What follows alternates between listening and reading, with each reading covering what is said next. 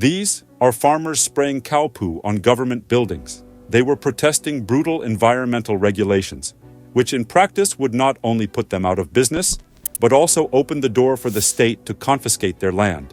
So think about this. Your family has grown food for the world for generations. You protect and preserve your land because it's your livelihood. And now, some bureaucrat has decided they know better and will take it from you if you don't bend the knee. Towards greening our economies, and that's exactly what we need to do to become less gas and oil dependent. You find it in the Netherlands, and it's Mark Rutte. If they're going to do everything that they want, if they want to go to the goal, they're going to reduce 50% of the farmers here in Holland. This is not happening only in the Netherlands. German and French farmers are going through the same thing. Interior Minister has ordered a large deployment of security forces around Paris. Protesting farmers vow to encircle Paris with tractor barricades. But why is all this happening? What could possibly be so terrible about growing so much food? And how can the state simply take their land? This is the story of the plans that are currently in motion to forever change property rights for the American people. You are told by bureaucrats who never stepped foot on a farm or grown a single cucumber that growing food and raising cattle is destroying the environment. They are so serious that the Irish government has mandated the extermination of 200,000 cows. The so-called environmental policies have been pushed into developing nations as well and have lowered food and energy production. Instead of making them more prosperous, it is making them poorer. Here's a small piece of evidence to show you. Sri Lanka is a small country in Asia, and in 2018, the WEF and the president of that country published a letter titled, "This is how I will make my country rich by 2025. 4 short years after that, the country went bankrupt, experienced massive inflation, went into default, and served its citizens shortages of food and fuel with a side of violence. The solution to this mess was pathetic. The government gave public sector workers 1 extra day off so they could grow food. This is always the result of brutal environmental policies that come wrapped as a nice Christmas present. And if you are tired of the constant lies being propagated by the media, we recommend you check Ground News. Online news and algorithms made it profitable for news organizations to embrace a bias in the political spectrum to appeal to specific consumers. This reality incentivizes the media to ignore stories that don't fit their narrative or to misrepresent the ones contrary to it. Ground News is a revolutionary news comparison app that will show the media bias in every article. The platform has a database of over 50,000 news sources. Every day they process more than 60,000 articles and gather related stories in one place. The political leanings are displayed in real time for every article, so you'll know which way the coverage leans. Unlike any other news feed, with Ground News, you can compare the bias of a story in real time. The app also shows who owns the sources of the stories and how reliable they are. If you are tired of being manipulated, this is the perfect time to subscribe to the most transparent news platform in the world with an amazing 40% discount. Go to the link in the description, sign up in a few seconds, and break free from the legacy media grip. Unfortunately, this sad episode is just one of many that are at play right now in many parts of the world. It is not a coincidence. It is not because of war or global supply chains. It's because the governments that have, in the words of WEF's founder, been infiltrated by them have a clear directive of degrowth and depopulation. This evil agenda has already infiltrated many governments in the West, and it's hidden in a plan called Sustainable Development Goals, or SDGs. Immediately after Biden took office, in January of 2021, he signed Executive Order 14008, which became known as the Climate Crisis Executive Order. An executive order is a directive issued by the President of the United States to manage the operations of the federal government, but they are not law. Laws are created by Congress, who represent the people. Have you noticed your energy bill and gas costs going way up? It's because, among other things, this order killed all new oil and gas drilling on public lands and offshore waters.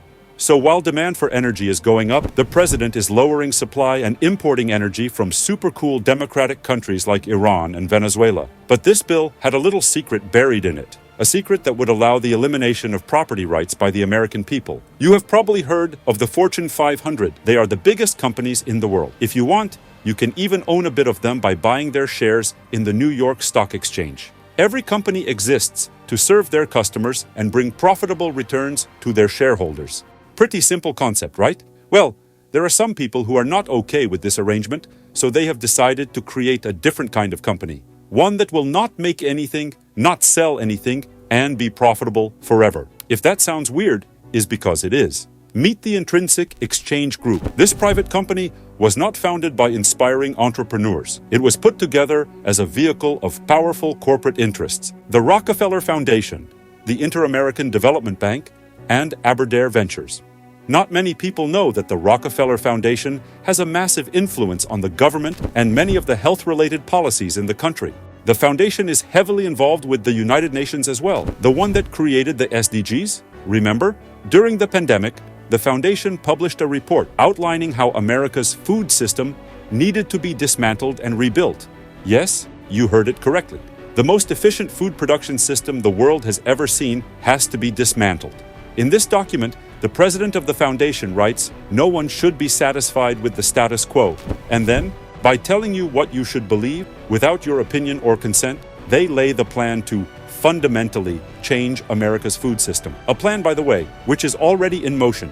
The other founder of the Intrinsic Exchange Group is the Inter-American Development Bank. The IDB is a multilateral bank created to extend America's economic influence in Latin and South America by providing loans to those countries. The United States Treasury is its biggest shareholder. Finally, the last founder is Aberdare Ventures, a venture capital firm that invests mainly in healthcare, but invested in the Intrinsic Exchange Group, which has nothing to do with healthcare except for the fact that one of Aberdare's founders and current managing partner was an advisor to the Rockefeller Foundation and is buddies with the foundation's former president, Judith Rodin. Convenient, no? So how did a foundation, a multilateral development bank focused in Latin America, and a venture capital firm that invests in healthcare come together to create a new type of company that will make nothing, sell nothing, and be profitable forever? They partnered with one of the most powerful companies in the world that you never heard of, the Intercontinental Exchange, and by using the Inter-American Development Bank's connections to gain access to developing countries. Remember the Fortune 500, the biggest companies in the world? Their stocks are traded in exchanges, such as the New York Stock Exchange. Every company that is traded has to be listed there, and therefore the New York Stock Exchange is worth around $24 trillion. For context, only one country on the entire planet has a bigger GDP than that, the good old US of A. The Intercontinental Exchange is the parent company of the New York Stock Exchange. This is just one of their operations. They also own other exchanges around the world, such as in Europe and Singapore, where they trade crude, energy, and metals. Anyway, you get the picture. This company that you never heard of has tentacles in many of the world's trading markets. Sounds a bit ominous, no? Well, it's because it is. And guess who are the owners of this Intercontinental Exchange? The Vanguard Group, BlackRock, and State Street. These three are the biggest investment funds on the globe, the ones trying to control your life and everything you own. They are all in the WEF agenda of having you owe nothing and be happy. These people are the ones that have ownership and direct access to the largest stock exchanges on the planet and the ones salivating to implement digital currencies. But why?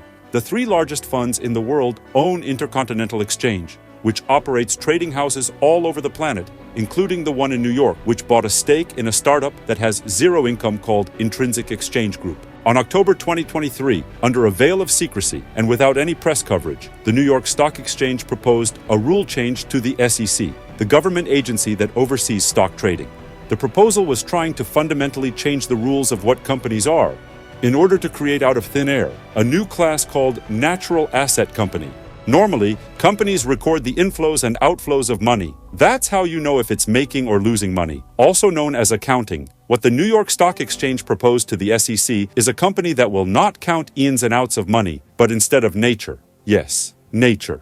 In a NAC, natural asset company. Instead of recording the flows of money and inventory as a normal company would, it would record the flows of the ecosystem, such as how many fish are removed from the sea, or how much metal is excavated, or how much oil is drilled, or how much timber is removed from a forest. In fact, under this new type of natural asset company, logging a forest would be prohibited, so you better stock up on toilet paper. A normal company will record the money spent for the seeds, fertilizer, and machinery costs to grow corn, and then deduct that from the income they have by selling the grain. The NAC is not interested in that. It will measure the value of what they say nature has put into this operation, such as the soil giving away nutrients and water so the plant could grow. They want to go as far as pricing photosynthesis. And through some voodoo accounting method, which is what the Intrinsic Exchange Group came up with, using the United Nations environmental accounting principles, they have found a way to literally put a price in the air you breathe. If you think this is hyperbole and it's not a big deal, you should know that IEG admits that producing these essential goods and services and managing resources wisely is as valuable, or perhaps even more valuable, than the food production. So why are the 3 largest funds in the world, which operate trading houses all over the place, interested in this? According to the IEG's disclosure, their accounting method will create out of thin air assets valued at over $150 trillion worldwide. Do you know what these stock exchanges do to assets? They trade them. And if you know about fractional reserve banking, which allows banks to keep only part of your money and lend the other part, $150 trillion in new money would be the best Christmas gift ever. So, as of March 2020, because of the pandemic, US banks are required to hold 0 of your money. Yes, you heard that right. If you deposit $1,000 in your bank, it can lend it all. Then another person comes and lends $1,000 from your bank and deposits in their bank. Now their bank can loan $1,000 to the next person, endlessly. Sounds like magic, right? Well, it's because it is. And that's another reason you can't afford anything. There's too much made-up money in the economy. So the 3 largest funds in the world, which operate trading houses all over the place, bought in a startup that is trying to create a new type of company that will put a price in nature and create out of thin air $150 trillion, which these funds will be able to lend and trade even more. But how? How will this be actually done? Landowners such as the government or private farmers would license the ecological performance rights of their land to the natural asset companies. Because the NAC is a public company, any person or even foreign company could buy into it, including the Chinese, Iranians, and other America-hating groups. Then, using the voodoo accounting, they will measure the value of the natural assets on that land, although it could be on water too, using the following method. They are valued at the prices at which they are exchanged, or would be exchanged if markets were present. Sounds like a fairy tale? It is.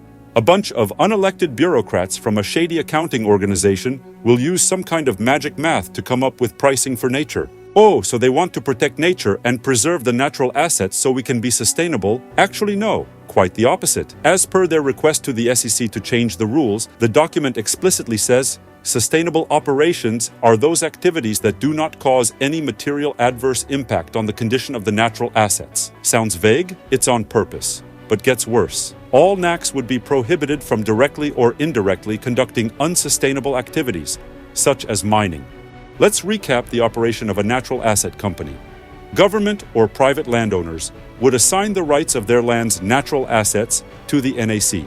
Unicorn accountants would make up a value for the assets on that land and make it part of the NAC's valuation out of thin air. The purpose of this company is to prevent any operation deemed unsustainable or that causes adverse impacts on that land, meaning no production of anything.